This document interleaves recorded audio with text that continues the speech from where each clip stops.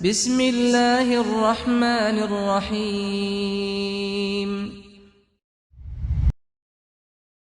Kita masuk ke sesi tanya jawab jamaah. Nah, tafadhol. Yang mana pertanyaannya?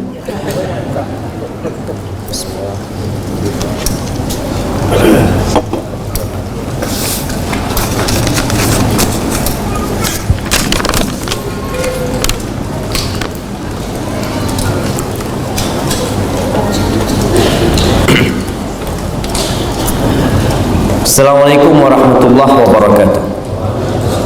Semoga Ustaz dan keluarga serta jamaah selalu dalam lindungan Allah Azza wa Jalla.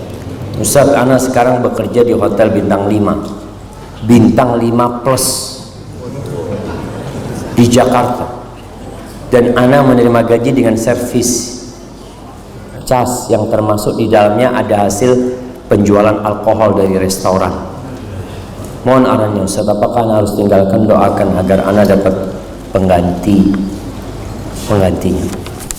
Kalau antum tidak di bagian yang memang berhubungan dengan yang haram, artinya antum tidak ada hubungan sama tempat itu. Gaji mau nggak mau bercampur akhirnya. Ada yang halal, ada yang haram. Campuran itu di sini seorang harus bersih-bersih.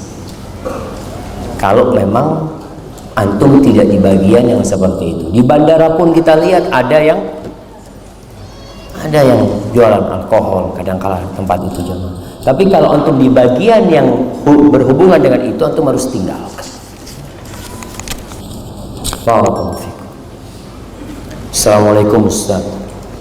Waalaikumsalam. Mau tanya perihal memilih pasangan, apakah harus kaya? Meyakinkan keluarganya bahwa rezeki itu sudah ditakar oleh Allah. Berarti dia yang melamar miskin. Iya. Nah, dia jomblo melamar miskin, tapi keluarganya kaya, nggak terima. Dia cari yang kaya. Kita udah dari awal kita sebutkan. Firman Allah Subhanahu wa taala, "Zuyyina lin-nasi hubbus syahwat." Manusia itu udah ditanamkan cinta syahwat kepada kekayaan, itu sudah ditanam. Oleh karena itu Nabi alaihissalam ketika berbincang memilih pasangan hidup, beliau mengatakan wanita dinikahin karena 4 hal. Yang pertama, kecantikan. Kita biasanya kayak gitu. Yang kita lihat tetap wajah, tubuh.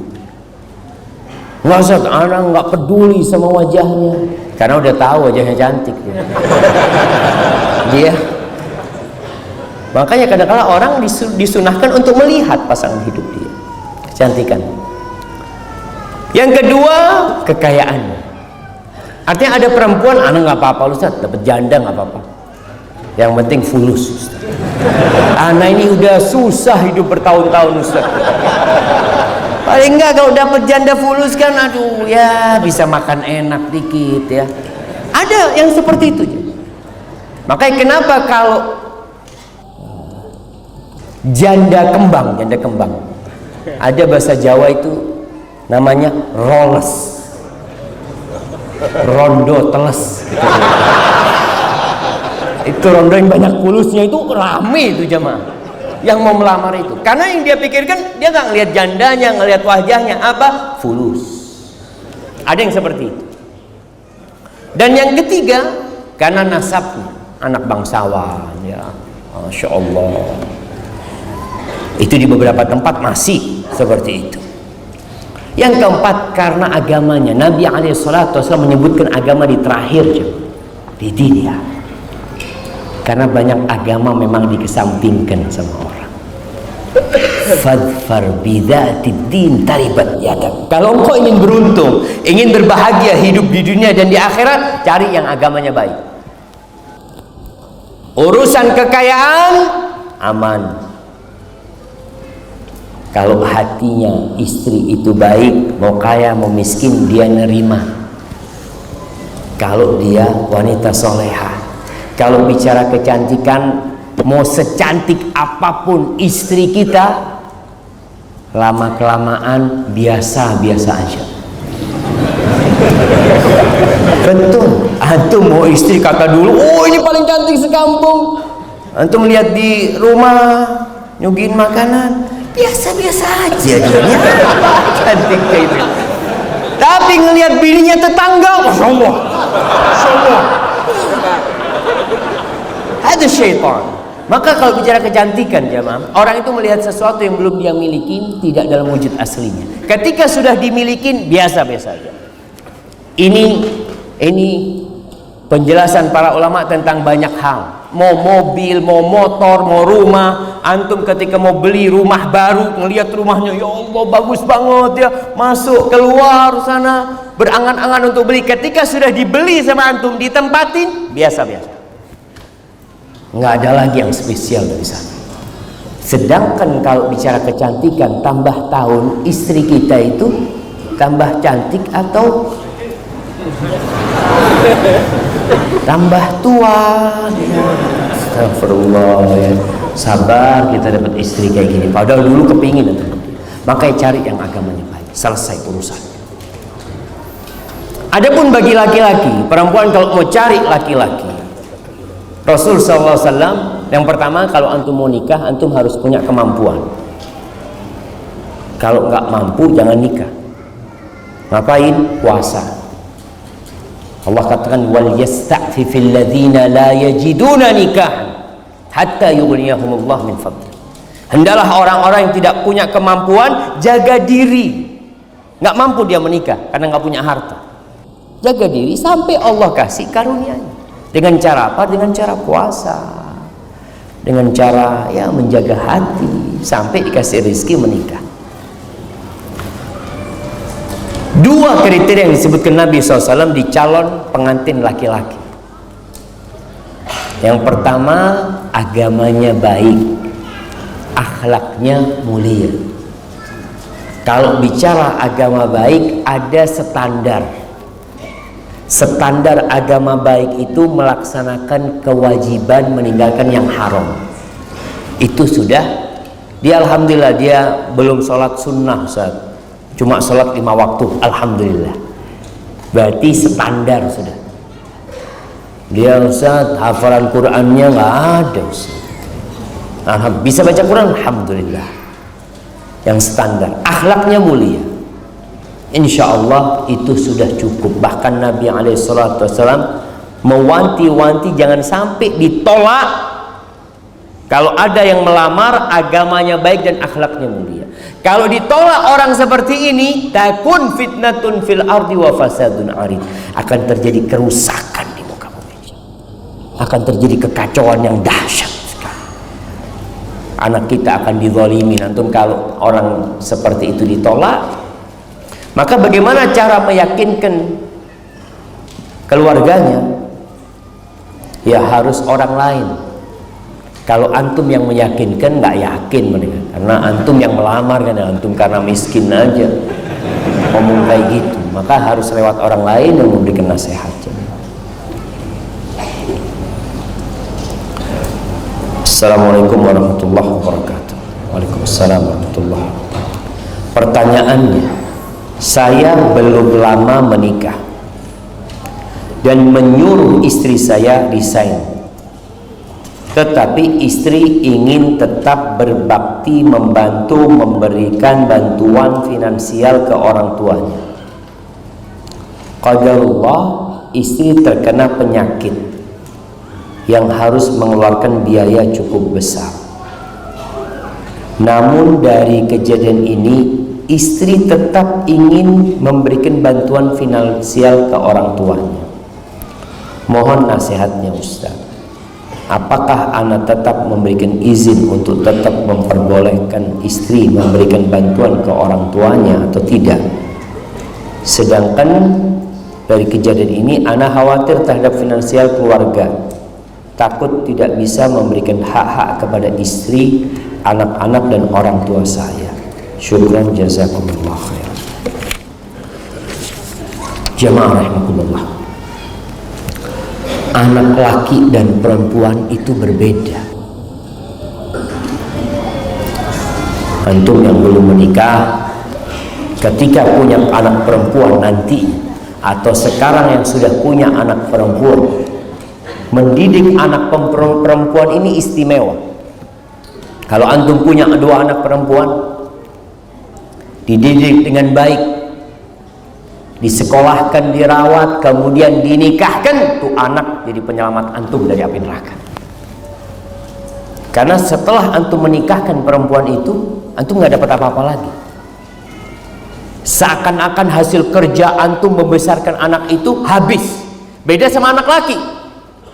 Anak laki tetap harus memberikan nafkah kepada orang tuanya. Anak perempuannya enggak, engkau harus nurut sama suamimu, hidup sama suamimu, udah cukup. Engkau bahagia, orang tua bahagia.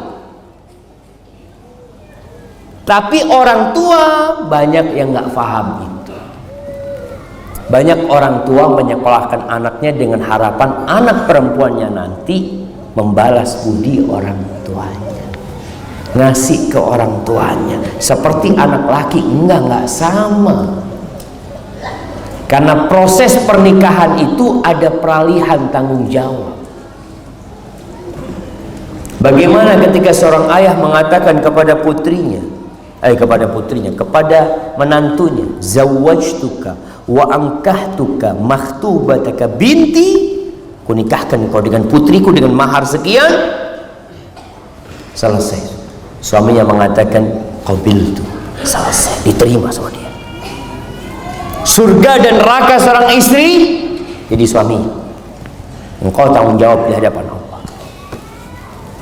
Terus bagaimana aku ingin berbakti kepada orang tua? Tetap, kalau bisa berbakti, tetap dia berbakti sama orang tuanya. Tapi tidak menelantarkan tugas dia sebagai seorang istri. Maka nih buat para wanita, sebenarnya cukup menjadi sebuah kebaktian anak perempuan kepada orang tuanya ketika dia tidak pernah menceritakan masalahnya kepada orang tuanya. Bikin orang tua bahagia. Permasalahan di rumah selesaikan sendiri. Cukup orang tua capek besarkan dirimu, sudah nikah masih ngerepotin orang tuanya lagi. Udah, bapak ibu dengar yang baik-baik aja. Punya masalah sama suami, selesaikan baik-baik. Kalau perlu teman curhat, carilah seorang yang bisa membantu. Tapi orang tua kesian. Kalau dengar anaknya ribut sama orang tuanya, anak perempuan, ya Allah, orang tua sedih sekali. Maka tugas seorang suami adalah mendudukkan istri, diajarin istrinya tentang bagaimana menjadi seorang istri yang baik. Kebanyakan istri ini nggak ada kuliah peristrian, nggak ada. Dia S1, S2 nggak ada belajar bagaimana cara jadi istri. Yang ada belajar bagaimana cari duit. Bukan jadi istri, bukan jadi ibu buat anak-anak. Sehingga banyak rumah tangga yang menghasilkan anak-anak yang tidak terdidik. Karena memang menikahnya bukan dengan seorang yang dipersiapkan untuk menciptakan generasi masa depan. Maka jangan dianggap remeh ibu rumah tangga. Anak usul, pekerjaan ibu rumah tangga ditiadakan, diganti. Ganti apa jemaah? Pencetak generasi masa depan. Kerjanya itu nih, bukan kasih makan sama anaknya, bukan. Anda mencetak generasi masa depan. Soalnya orang memandang ibu rumah tangga, oh ibu rumah tangga nggak kerja ya, nggak kerja. 24 jam mana kerja? Bilang nggak kerja. Karena mereka berpikir kerja itu yang menghasilkan uang. Wallahi jamaah, kalau antum harus gaji istri antum dengan pekerjaan dia mendidik anak antum, nggak cukup semua gaji antum untuk dia. Apa antum akan berikan kepada istri antum? Jagain anak antum dengan cinta dan kasih sayang. Berapa antum akan gaji cinta dia? Kalau babysitter, pembantu, dia cuma karena uang mendidik anak kita. Tapi istri kita dengan cinta dan kasih sayang, dia ngajarin anak kita ngomong dan bicara. Dia ngajarin anak kita jalan. Tahu-tahu antum pulang kerja, anak kita sudah bisa berdiri. Ya Allah, anak kita udah bisa ngomong, udah bisa baca Al-Fatihah. Siapa yang ngajarin? Istri antum. Mau digaji berapa dia sama? Tapi sebagai seorang suami, katakan kepada istri, udah kau nggak usah kerja. Sebagian rizkiku insya Allah untuk bantu orang tua. Rizki yang seharusnya bayar pembantu, bayar apa, udah nggak ada lah, semuanya untuk bantu orang tua. Insya Allah lebih diberkahin sama Allah Azza wa Jalla. Tapi masalahnya tadi banyak perempuan yang nggak pernah sekolah bagaimana menjadi seorang istri. Allahu a'lam. Ustaz, semoga Allah merahmati Ustaz dan jamaah sekalian. Ustaz, mohon doanya untuk saya hijrah dari keburukan, dan ana mohon nasihat sebagai pelajar yang takut kepada Allah Azza wa Jalla. Jamaah, teman-teman yang sedang belajar, yang sedang kuliah, yang sedang SMA, berat perjuangan antum. Ana di pesantren 6 tahun, ya sama laki semuanya terjaga. Kuliah sama, ketemu jenggotan semuanya. Itu kuliah di Jakarta. Kuliah di Medina sama aja, Masya Allah. Dan ternyata itulah yang menjadikan kita bisa menjaga diri dari fitnah wanita.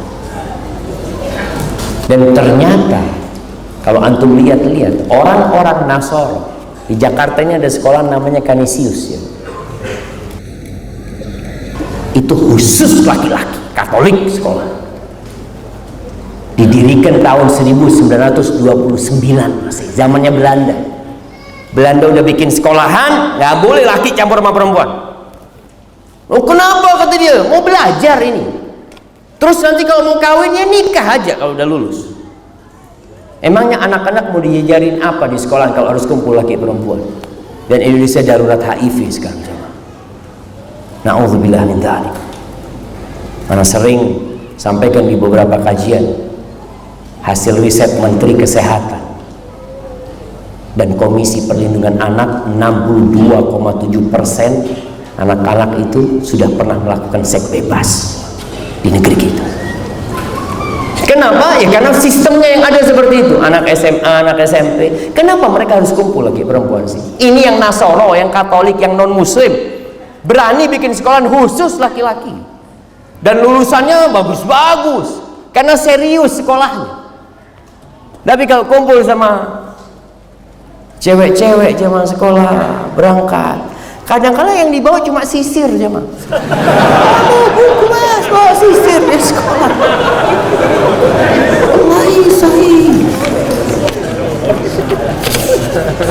Maka memang harus sabar. Tapi ke depan insya Allah. Di Malaysia, ada teman Malaysia cerita, Ustaz, di tempat kita ada sekolah yang dibangun Inggris, Ustaz. Inggris yang bangun tempat kita. Tahun 1904 kan? Dia katakan, khusus laki-laki. Inggris bikin itu jamaah. Subhanallah. Karena mereka tahu sekolah harus serius, harus belajar. Perempuan ini goda, laki juga goda. Coba ketika perempuan sekolahnya semua perempuan, serius nggak dia belajar? Serius, mau ngapain? Nggak ada yang mau digodain. Laki-laki seperti itu. Tapi yang ya mudah-mudahan ke depan lah, karena tujuannya kita membangun negeri kita untuk menjadikannya lebih baik. Bagaimana caranya? Ya ada studi banding. Islam dari dulu udah ngajarin gitu. Itu orang dipelajari bagaimana Islam membangun sebuah peradaban. Barakallahu fikum.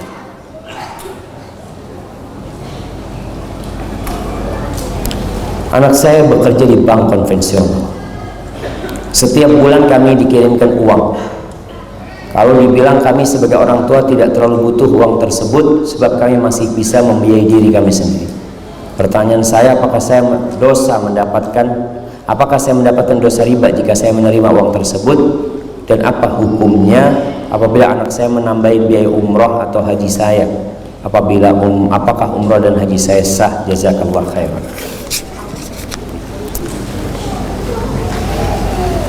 Ana pernah bertemu dengan GM-nya Hotel Hilton di Mekah. Namanya Ibrahim Al-Fatih. Dia cerita, ana sekolah di Amerika kata dia. Pulang kerja di bank konvensional, bank apa namanya nggak tahu. Suatu hari kata dia, ana ngundang keluarga makan bersama, keluarganya ibu. Datanglah saudaranya ibu, ngobrol-ngobrol. Setelah itu tanya, kerja di mana kamu? Wah, anak kerja di bank, gaji sekian. Dia gajinya waktu itu cerita sama anak 11.000 real. Baru masuk dia 11.000 real gitu. Kira-kira ya 40 jutaan lah gaji dia. Setelah dengar itu pamannya ini pas waktu makan dia nggak mau makan. Anak, aduh nggak, anak udah kenyang, kata dia. Paman ini masalah, kata dia. Panggil ibunya, ibu, nih paman nggak mau makan, kata dia. Datang ibunya, ini adiknya. Kenapa nggak makan? Ayo makan, kata dia. Enggak, ini kenapa nggak makan, kata dia. Nggak seperti biasanya. Soalnya anakmu kerja di bank konvensional, kata dia. Riba, jelaskan. Apa kata ibu? Nak, besok resign. Resign ibu, kata dia. Ya anak sama ibu, iya ibu, selesai. Besok resign. Anak resign mikir mau kerja apa, kata dia. 11.000 real. Lalu dia cerita, anak keluar, anak daftar jadi resepsionis di Hotel Hilton dengan gaji 3.000 apa 4.000 real, sepertiganya gaji dia. Dia cerita, subhanallah, katanya, itu gaji 11.000 tiap bulan habis. Tiap bulan habis. Yang anak sakit, yang mobil rusak, ini semuanya habis tuh fulus. Subhanallah, anak punya gaji 3.000 4.000 real bisa nabung dan akhirnya menjadi GM-nya Hilton dia. Subhanallah. Jadi buat orang tua yang punya anak kerja di bank konvensional, suruh berhenti. Suruh berhenti. Duduk, panggil anak. Dudukkan anak. Jangan bicara hukum bank. Tumbuhkan di hati anak pengetahuan atau ingatan kenapa kita hidup di muka bumi. Ceritakan kepada dia, nak, kau 9 bulan minum dari darah ibu, nak. Engkau belum bisa kerja, engkau belum bisa usaha, engkau keluar pun rezekimu sudah ada, nak. Sampaikan kepada anak. Setelah itu minta dia untuk keluar, karena Allah mengumumkan perang kepada pelaku riba. Dan alhamdulillah di Indonesia ini perkembangan orang-orang yang mau jadi baik banyak. Umat Islam mayoritas. Dulu nggak ada bank syariah, nggak ada. Sekarang ketika banyak yang sadar, alhamdulillah tuntutan adanya bank syariah muncul. Walaupun bank itu belum 100% syariah, tapi usaha untuk menjadi syariah ada. Maka sampaikan kepada anak agar dia berhenti. Adapun pemberian anak kepada orang tua dari hasil riba, kalau orang tuanya tidak butuh, jangan diambil. Kalau terpaksa dia perlu sama uang itu, nggak ada masalah. Tapi kalau dia nggak butuh sama tuh duit, jangan. Supaya anaknya juga belajar, tahu kenapa orang tuanya tidak mau. Dan insya Allah mudah-mudahan anaknya kembali kepada Allah Azza wa Jalla. Hadza wallahu a'lam. Assalamualaikum Ustaz. Waalaikumsalam. Semoga Allah merahmati Ustaz dan seluruh umat Islam. Saya ada pertanyaan titipan yang saya belum berani menjawabnya karena takut salah. Pertanyaannya, apa perbedaan antara adab dan akhlak? Nah, bagaimana cara seorang istri untuk berbakti kepada orang tuanya sedangkan ia ikut suami tinggal di luar pulau? Pertanyaan pertama, perbedaan antara adab dan akhlak. Akhlak itu sifat, akhlak itu karakter yang tertanam di dalam jiwa, yang membuat orang itu melakukan tindakan tanpa berpikir dan tanpa menunggu. Akhlak itu keberanian, itu akhlak. Dermawan, gak usah mikir. Ada orang perlu dibantu, Masya Allah. Anak pernah berjumpa dengan satu orang di Jeddah, jemaah. Anak kalau lihat nggak ada orang akhlaknya kayak dia, Masya Allah. Ketika anak nulis disertasi tentang peran lembaga dan ormas Islam dalam membendung pemurtadan di Indonesia, kadang-kadang kita perlu pulang ke Indonesia, butuh dana.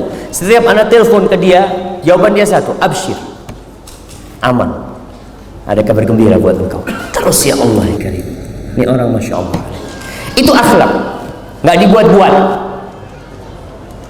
Sifat yang tertanam di dalam jiwa yang mendorong orangnya untuk melakukan tindakan tanpa berpikir, itu akhlak. Tapi kalau adab itu cara dalam menyikapi sesuatu. Ada adab makan, bukan akhlak makan. Adab makan, tata cara makan yang sesuai dengan. Ada adab tidur, ada adab bertamu, itu adab babnya. Tapi kalau akhlak adalah sifat. Namun sebagian ulama menjadikan adab itu akhlak yang mulia. Karena akhlak ini ada akhlak buruk, ada akhlak mulia. Jadi umum kalau akhlak itu. Kalau akhlak yang baik dimasukkan sebagian ke dalam adab. Hadza wallahu a'lam. Orang kaya gemar sedekah. Bagaimana ibadahnya orang miskin? Sedekah juga. Subhanallah, kalau bicara bab sedekah ini jemaah, Islam itu melampaui batasan-batasan semua agama dalam bab sedekah. Orang berpikir sedekah fulus. Islam mengajarkan satu kali tasbih itu sedekah. Menolong orang lain mengangkat barangnya sedekah. Amar ma'ruf nahi mungkar sedekah. Mendatangi istri menggaulinya sedekah. Insyaallah. Ini sedekahnya orang miskin. Kata Rasul SAW, wa fi bud'i ahadikum sedekah. Kalian mendatangi istri kalian dapat pahala sedekah. Jadi Masya Allah, para sahabat sampai bingung. Ya Rasulullah, ayati ahaduna syahwatahu wa yakunu lahu fiha ajrun. Rasul, ini orang mendatangi syahwatnya, nafsunya, dapat pahala. Kata bingung para sahabat. Ara'aita law wada'ahu fi haramin akana alaihi wizr. Menurut kamu gimana kalau syahwatnya itu ditaruh di yang haram, dosa nggak dia? Ya dosa. Kalau ditaruh yang di halal, maka istri nggak boleh nolak sedekahnya. Nah, hadisnya kan kayak gitu ya. Ini bab sedekah. Jadi semua amal kebaikan. Jadi orang-orang yang miskin banyak amal soleh, berzikir, itu ada nilai sedekah sebenarnya. Tapi gimana Ustaz? Anak kepingin umroh, anak kepingin juga bangun masjid. Niat. Ketika engkau niat, kalau Allah berikan kepada aku seperti apa yang diberikan kepada fulan, aku akan lakukan seperti yang dilakukan fulan. Dia berbuat baik dengan hartanya. Apa kata Nabi SAW? Fahuma fil ajri sawa. Dua orang ini pahalanya sama. Tapi niatnya yang benar. Makanya kalau antum melihat ada masjid mau dibangun, ya Allah, kalau aku punya uang 1 miliar 500 juta aku sumbang. Padahal antum duitnya cuma 10.000. Iya, tapi antum niat, berani nggak antum? Dikasih 1 miliar beneran, ya Allah, 500 juta terlalu banyak kata dia. Itu orang yang niatnya nggak sungguhan. Maka niat. Antum melihat orang berangkat haji, ya Allah, berdoa mudah-mudahan hamba punya rezeki mau berangkat haji. Antum ngomong kayak gitu sampai mati nggak berangkat haji, dapat pahala haji. Tapi kalau antum dikasih rezeki nggak berangkat haji, berarti niat antum bohong. Maka niat yang shadiq, kata Nabi SAW, shadiqun biniyatihi, baru dapat pahala yang sama.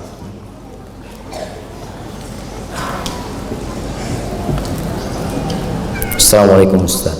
Waalaikumsalam. Sudah bertahun-tahun saya bekerja di bank konvensional.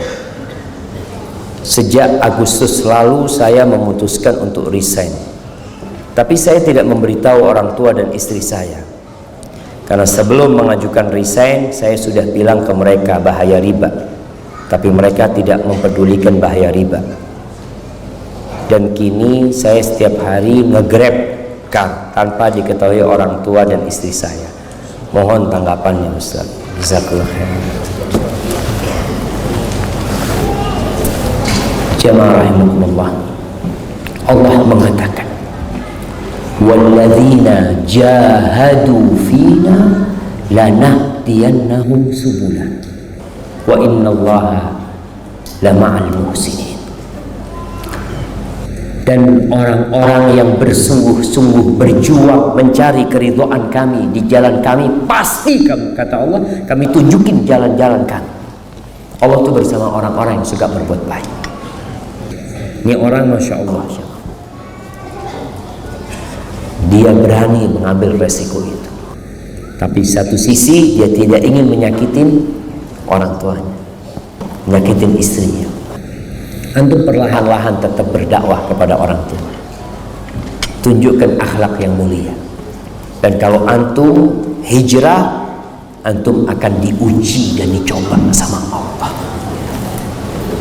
Ingat kisah Ashabul Ukhdud, bagaimana kisah Ghulam ketika dia berhasil melempar itu binatang dan kemudian menyingkir binatang tersebut sehingga orang bisa jalan.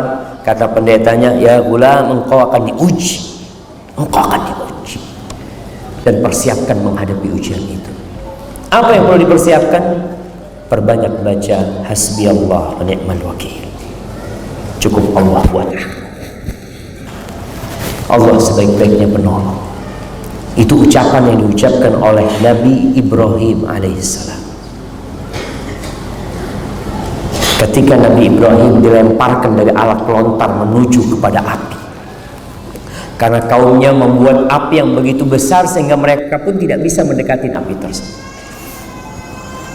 Akhirnya mereka bikin alat pelontar. Ketika dalam pelontaran itu Nabi Ibrahim ditelanjangin sama kaum. Antum lihat ujian Nabi Ibrahim begitu dahsyatnya, ditelanjangin sama kaumnya, dilemparkan ke api. Datang malaikat Jibril menawarkan pertolongan. Alaka ilayya hajah, Ibrahim, kau perlu bantuanku?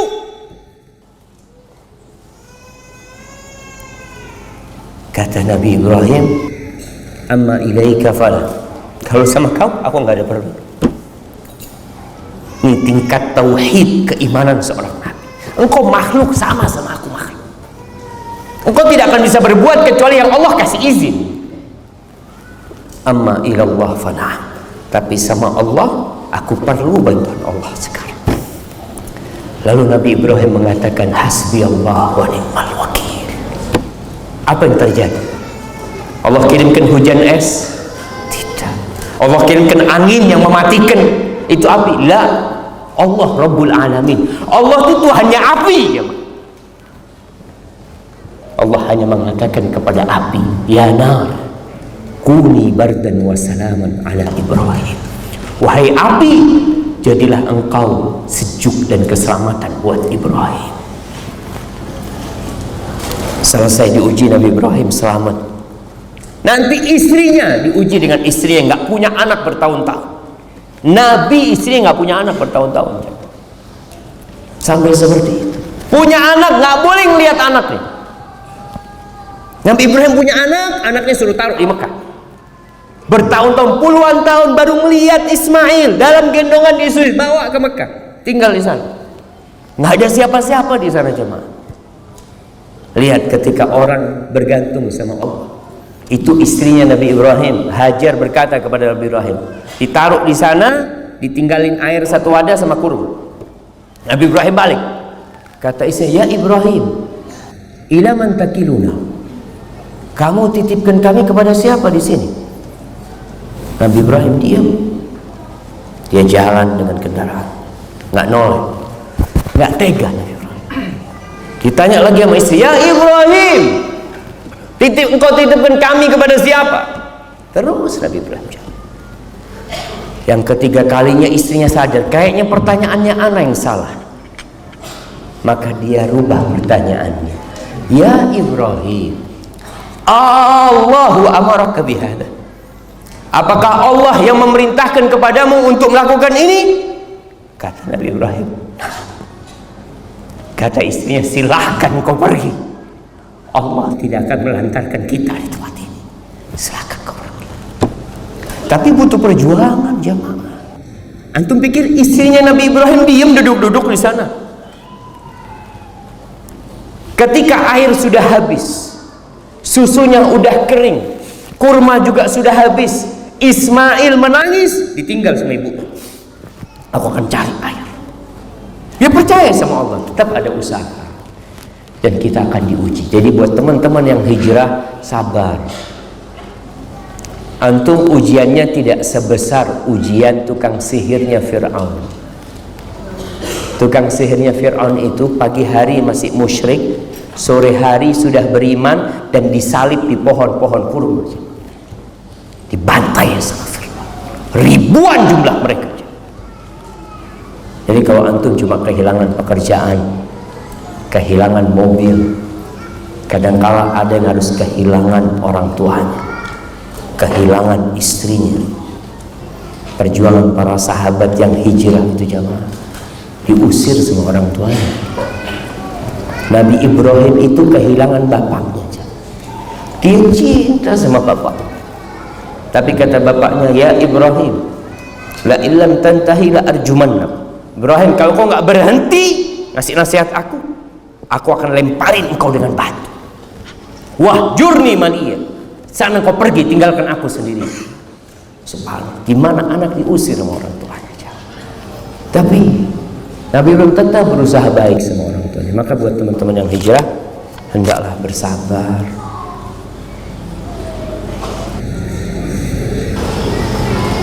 Ustaz, saya mau tanya, saya baru di PHK dan saya serta istri ada kerja sampingan, tetapi setiap saya dan istri bekerja, kita menitipkan anak-anak kami ke ibu mertua saya.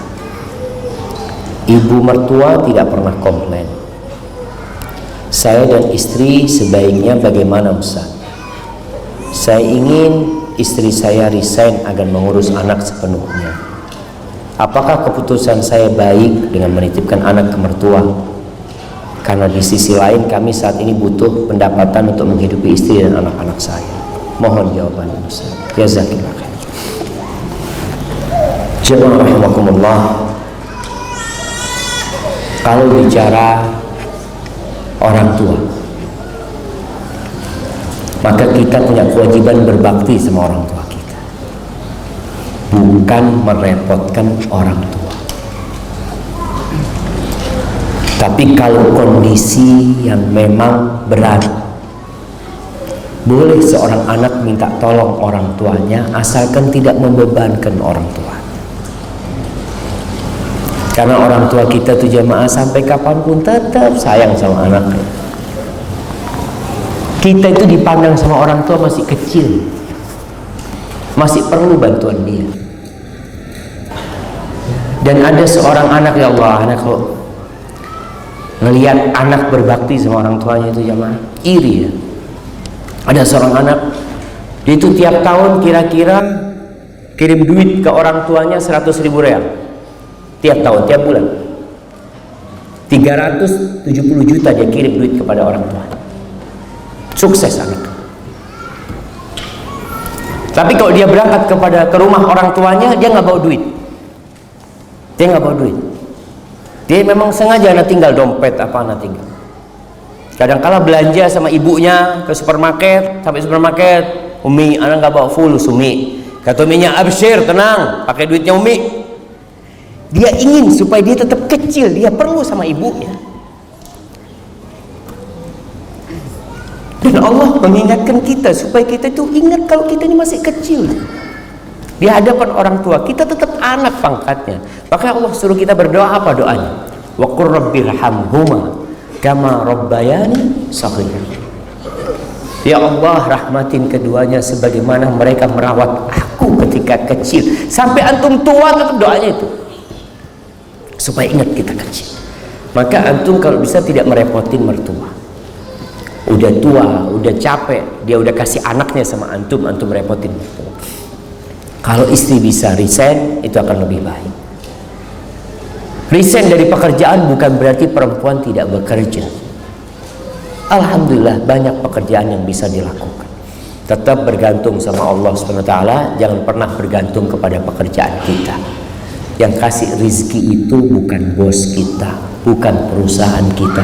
Yang kasih rizki itu Allah Jalla Jalla. Tapi kita tetap berusaha.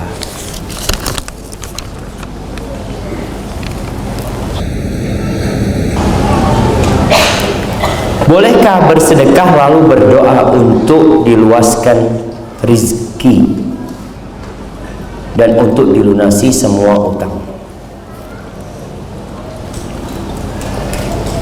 Mengapa ketika melakukan hijrah semua masalah bertubi-tubi datang?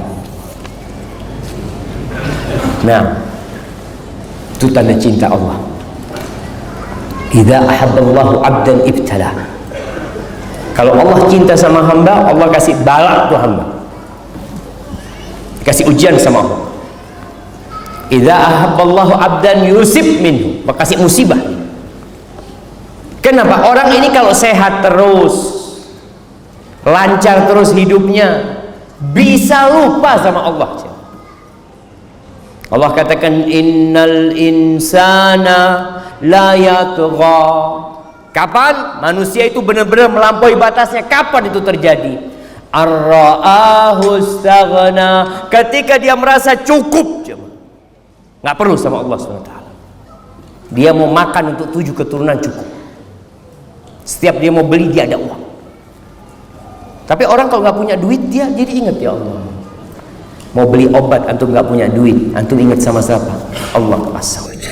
Tapi ketika semuanya punya, akhirnya membuat orang melampaui batas. Maka kita harus ingat, ketika antum dikasih musibah, husnudzon sama Allah SWT.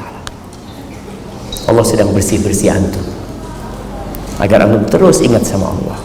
Orang kalau sakit, Masya Allah, orang tuh Masya Allah sehat ya, olahraga ini itu macam-macam, dengar adzan nggak ke masjid. Sakit, dengar adzan, ya Allah kok kepingin ke masjid ya. Ente sehat nggak ke masjid? Ya ini, ya harus kayak gini baru ke masjid gitu. Maka sabar lagi, sampaikan kata Nabi SAW, ma u'tiya ahadun ata'an awsa' minas sabr. Tidak ada hamba yang dikasih karunia sama Allah yang lebih luas dari kesabaran. Karena menghadapi kehidupan ini modalnya sabar. Kalau antum dikasih sabar sama Allah, selesai saja. Cukup untuk menghadapi segala-galanya. Berkaitan dengan bersedekah lalu berdoa untuk dilunasi utang. Haibati fillah, kita beramal untuk mengharapkan keridhaan Allah SWT, untuk mengharapkan perjumpaan dengan Allah hari akhir, bukan mengharapkan dunia. Orang yang beramal lillahi ta'ala dan berharap akhirat, maka Allah akan berikan semua keindahan sama dia. Kalau orang bersedekah, dia lillahi ta'ala, tidak riya, tapi dia berharap balasan dunia, maka dikasih balasan dunia. Kalau dikasih dunia, akhirat la syai' lahu, nggak ada, karena dia memang tidak berharap sesuatu di akhirat. Tapi boleh, karena memang kata Nabi SAW, dawu marbakum bisadaqah, obatin orang sakit di antara kalian dengan sedekah. Tapi kalau tujuannya cuma ingin sembuh, nggak ingin akhirat, ya sudah, antum dapat sembuh doang, nggak dapat akhirat. Kenapa? Memang nggak minta antum. Antum mintanya kan dunia. Antum sedekah mintanya apa? Minta dilipat gandakan, dikasih sama Allah. Minta supaya bisa melunasi utang, utangnya terlunasi. Tapi antum tidak minta akhirat. Terus gimana Ustaz? Kalau beribadah dengan tadi, memai sedekah contohnya, ana berharap akhirat dan berharap dunia. Ya, nggak sempurna yang di akhirat karena sudah diminta sebagian di dunia. Tapi boleh. Namun tadi usahakan kita lillahi ta'ala. Ketika seorang sahabat sedekah bawa 1 ekor onta dengan pelananya lengkap, ana ketika membaca hadis ini ana nggak paham kenapa kok memang dijelaskan dengan pelana yang lengkap. Ternyata harga pelana itu mahal. Kalau sekarang pelananya kuda puluhan juta kadang-kala. Allahu Akbar. Ini sahabat datang dengan onta pelananya lengkap, siap untuk berjihad di jalan Allah. Bukan onta kosongan, enggak. Lalu dia mengatakan, ya Rasulullah, hadhihi fi sabilillah, ini di jalan Allah. Apa kata Nabi SAW? Laka biha yaumal qiyamah, engkau akan mendapatkan dengan sedekahmu ini pada hari kiamat sab'umi anaqah, 700 ekor onta, semuanya pakai pelana. Kapan jemaah? Yaumal qiyamah. Tapi orang mikir, apa nggak bisa sebagiannya di dunia gitu, dari dunia. Antum dikasih dunia, di akhirat nggak dapat nanti. Maka niatkan lillahi ta'ala dan minta akhirat. Minta akhirat. Tapi kalau memang disuruh sama Nabi SAW ada pahala dunianya, kita boleh. Tapi nanti akhirat nggak dapat apa-apa. Atau sebagian pahalanya sudah diambil di dunia ini. Baik, ini pertanyaan terakhir jemaah. Ustaz, apakah orang miskin lebih mudah masuk surga daripada orang kaya? Lebih mudah. Kalau ini belum tentu. Tapi kalau orang miskin masuk surga lebih dulu dari orang kaya, artinya dua ini, kaya miskin sama-sama divonis masuk surga.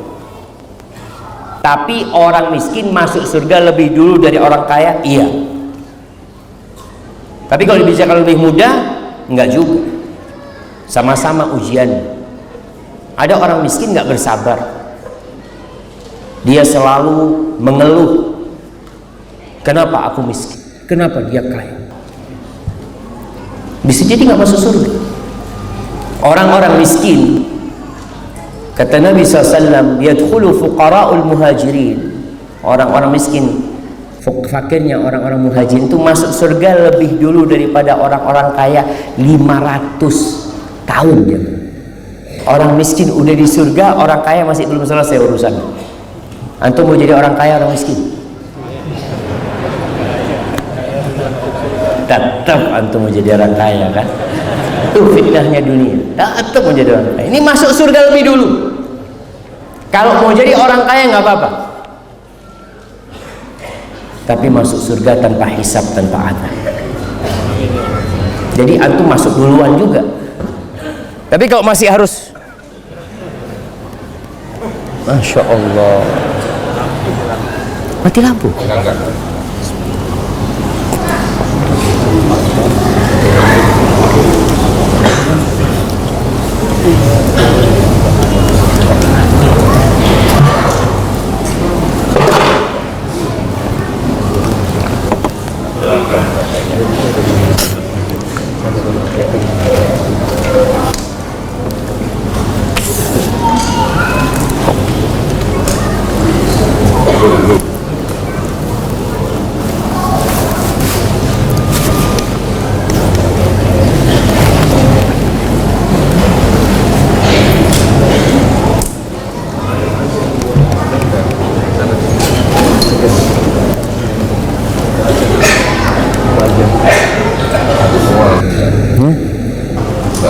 Mati. Masya Allah. Memang suruh berhenti Ustaz. Ya. Antum kalau masuk jadi orang kaya nggak apa-apa. Orang kaya yang masuk surga tanpa hisab, tanpa azab. Ya dia masuk duluan juga karena tanpa hisab, tanpa azab. Jadi lebih baik yang mana jemaah? Kaya bersyukur atau miskin bersabar?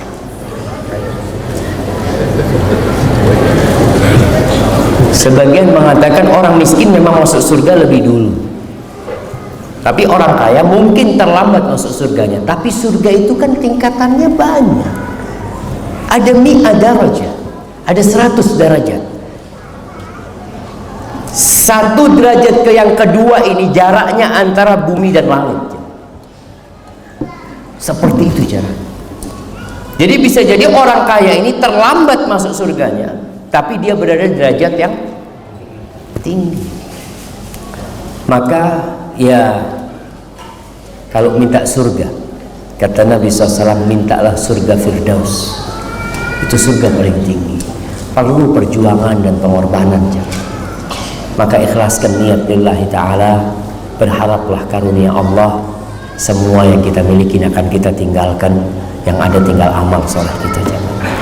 Apabila yang anda sampaikan benar itu dari Allah Azza wa Jalla, kalau ada yang salah dan kurang berkenan itu dari diri anda pribadi, Allah dan Rasulnya terbebaskan dari kesalahan itu. Subhanakallahumma bihamdika asyhadu an la ilaha illa anta astaghfiruka wa atubu ilaik. Assalamualaikum warahmatullahi wabarakatuh.